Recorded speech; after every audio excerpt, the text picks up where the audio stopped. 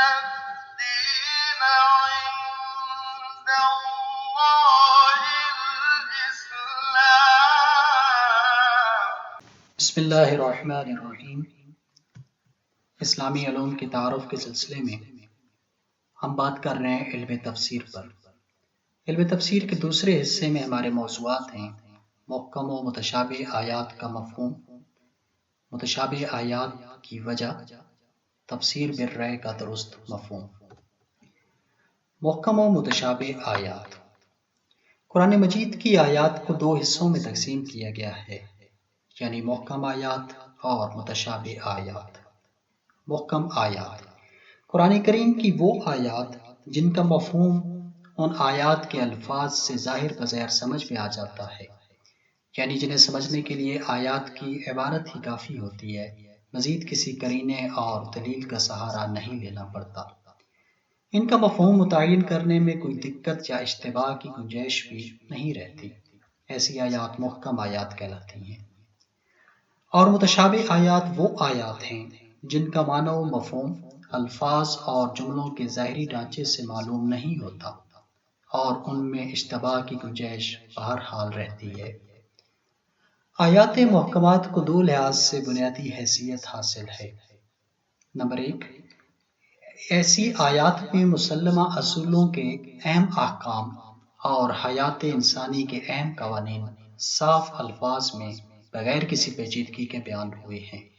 Number دو، آیات متشابہات کو سمجھنے میں چونکہ اشتباہ کی گنجائش موجود ہوتی ہے، اس لیے اس اشتباہ کو ختم کرنے کے لیے محکمات کی طرف رجوع کیا جاتا ہے۔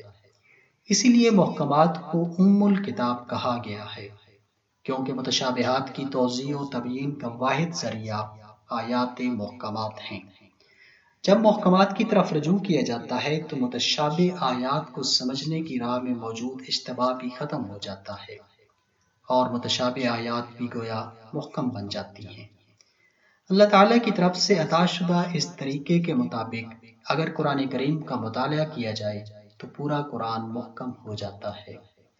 مثال کے طور پہ یہ آیت ملاحظہ کریں، وجوہ یومئذ ناظرہ الی ربها ناظرہ، یعنی بہت سے چہرے اس روز شاداب ہوں گے اور اپنے رب کی طرف دیکھ رہے ہوں گے۔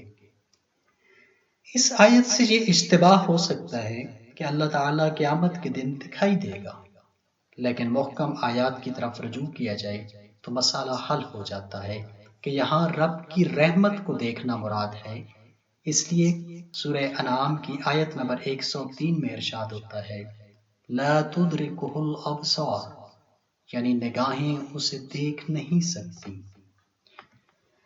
سوال یہ پیدا ہوتا ہے کہ پھر متشابہ آیات قرآن مجید میں کیوں ذکر کی گئیں؟ قرآن مجید کے بعض مطالب محسوسات اور مادیات سے ماوراء اور مابعد الطبیعات سے مربوط ہیں۔ ان مفاہیم کی اصل حقیقت انسان کے لیے قابل درک نہیں ہوتی۔ مثلا ارشاد باری ہوتا ہے ان اللہ سمیع بصیر، اللہ تعالیٰ سمیع اور بصیر ہے۔ ظاہر ہے کہ اللہ کی سماعت اور بصارت ہماری سماعت اور بصارت کی طرح نہیں ہے۔ اسی طرح سورہ طٰہٰ آیت نمبر 5 میں ارشاد ہوتا ہے الرحمن علی العرش استوی، وہ رحمان جس نے عرش پر اقتدار قائم کیا۔ ظاہر ہے اللہ تعالیٰ لا مکان ہے، اس کے لیے کسی مکان کی محدودیت میں آنا درست نہیں ہے۔ ان عبارات کو اس لیے استعمال کرنا پڑا کہ انسان کو سمجھانے کا وہی طریقہ ممکن ہے جس سے انسان مانوس ہوتا ہے، لہذا مابعد طبیعتی حقائق کو مادی چیزوں کی شکل و صورت میں بیان کیا جائے تو کلام قابل فہم بن جاتا ہے۔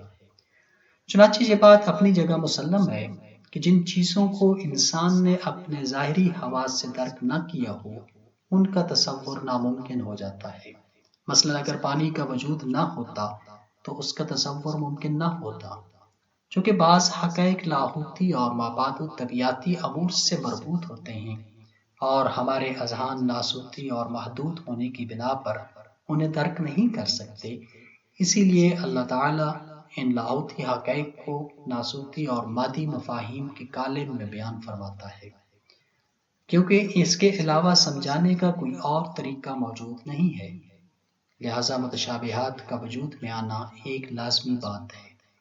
البتہ اس کے حل کے لیے محکمات موجود ہیں جن کی طرف رجوع کرنے سے یہ متشابہات بھی محکمات میں بدل جاتے ہیں۔ تفسیر بالرأی کا درست مفہوم۔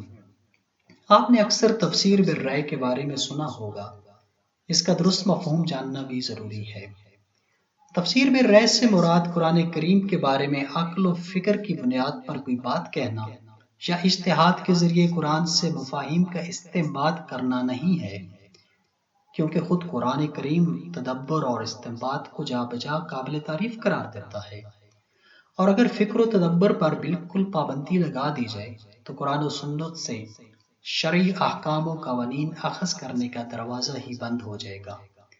اس لیے تفسیر بالرأی کا مطلب ہے ایسی تفسیر جس میں مفسر قرآن معنی کے بیان میں اپنی مخصوص سوچ اور مجرد رأی سے استنباط کرتا ہے، اور قرآن کریم کی تفسیر کے لیے جو اصول اجماعی طور پر مسلم اور طے شدہ ہیں ان کو نظر انداز کر دیتا ہے۔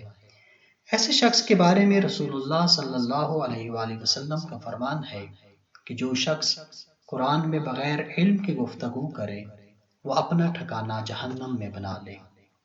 السلام علیکم ورحمۃ اللہ وبرکاتہ۔